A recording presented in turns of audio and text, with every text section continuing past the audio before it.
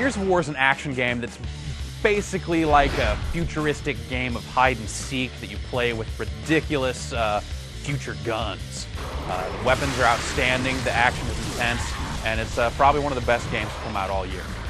In the game's campaign, the first player plays as Marcus Phoenix. He's this guy that's in prison at the beginning of the game, but this other dude, Dom, this other soldier, comes and rescues him and gives him his gear, and they head out. The prison level serves as a sort of tutorial where you're facing the enemy known as the Locust.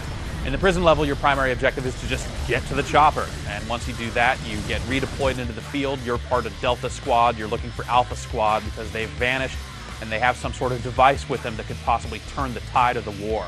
It seems that the whole location's just been destroyed, just devastated by Locust attacks, and it's up to you to kind of get to this device and figure out how to make it work, and then you kind of go from there, fight some bosses, do some things. The game is primarily about you hiding behind stuff. If you're not pushed up against some slab of concrete or a car door or something like that, chances are you're going to be dead in a few seconds. It's really all about, you get behind stuff, pop up, take some shots, get back down, reload, and kind of do that over and over again until you wipe guys out. You also roll with a squad.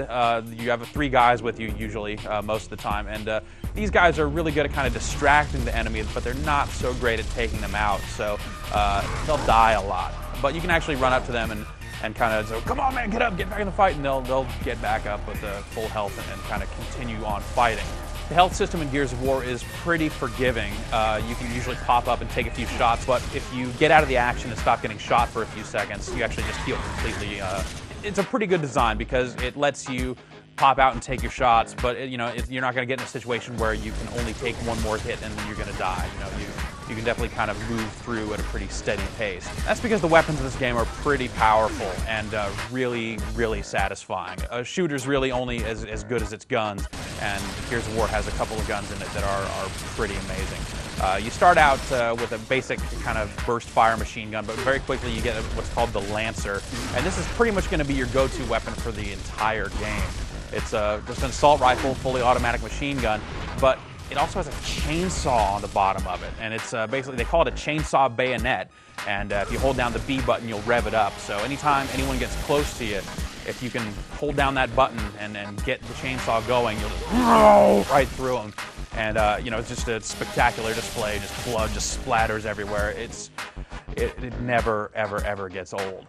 The other big standout gun is called the Hammer of Dawn, and how this works is it's actually like an orbital satellite, and what you're doing is painting a spot on the ground, which then causes the beam to focus and kind of rain down from above. You primarily use this in a couple of very specific situations to beat bosses or larger targets that can't be hit by conventional means, and it's very fun while you have it, but you rarely have it. There are 3 difficulty settings in Gears of War when it comes to the campaign mode, and the game actually defaults to the easiest of the 3, which is called Casual, which is kind of insulting, I guess. But the other mode is Hardcore, and you really get the sense that they could have fit in one more setting between the 2, because the Casual setting is really pretty easy. You don't need to use cover all that frequently until you get in the later parts of the game or get very, very outnumbered.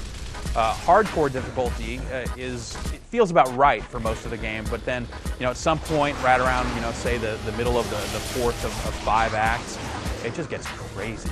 There's just so many enemies bearing down on you that it's really just hard to make it from checkpoint to checkpoint. Some of that difficulty you can offset by playing the game cooperatively, and you can do this either locally on a split screen or over Xbox Live, which is it's really the way to play the game to begin with. You can revive players when they go down, just like when your AI drops down, you can run up and shake them and get them to come back to life. You can do this in the co-op, so if you get gunned down, the other player can run up and revive you, and you can kind of continue forward. In addition to the online co-op, the game also has 4-on-4 play over Xbox Live or System Link. And how this works is it's round-based multiplayer, sort of like something like Counter-Strike. There's no respawn mode or anything like that. And the default mode is called Warzone, which is basically a team deathmatch. And how this works is you really want to work in twos, because just like in the co-op game, you can revive other players. So, if you go down, someone can pick you back up again, and you kind of start right there with full health. The other player then, of course, wants to take you out before you can be revived. You kind of go down on your hands and knees there, and if they keep shooting, they'll actually do you in all the way. Or, if they want to make it extra satisfying and they can get up to you, they can run up and hit X, and there'll be like a curb stomp, kind of just this awesome stomping animation that'll kill a down player. You can also use the chainsaw and explosive weapons to really kind of just take guys out right away as well. There are other modes in the game. There's assassination, where one player on the team, each team is a leader, and from there the other players have to defend that player. And there's also execution, which forces you to really run up and stomp a guy or kill him, because they can hammer the A button to come back to life if you don't finish him off. All in all, the multiplayer is really exciting, and it's probably even a better use of the weapons than single player is, because you get more access to stuff like the Hammer of Dawn, which is hilarious to use in multiplayer, because it's just, you're raining down death from above on unsuspecting players. And also with the way the maps are designed, you get a lot more chances to use the chainsaw. From a presentation standpoint, Gears of War is an amazing technical achievement. Games just typically don't look this good. Everything from just the animation to the environments, to just the thickness of the characters themselves. I mean, these guys are just big, just armor-wearing, just tough dudes, big scars on their faces and stuff. And just all in all, just looks amazing. There's just a lot of really great-looking set pieces throughout the game, and the environments are nicely varied. It's not all just kind of war-torn, post-apocalyptic city streets and stuff. And overall, it really looks incredible. About the only thing you can say about it is that the cutscenes, which are all done in real time, the frame rate doesn't hold up quite so well in those instances. It can kind of chop up a bit, but for the most part, the game runs at a really nice speed and just looks outstanding top to bottom. Similarly, the soundtrack is nicely cinematic and really fits the action. They've really kind of gone for that kind of action movie feel, and the music definitely lends itself to that.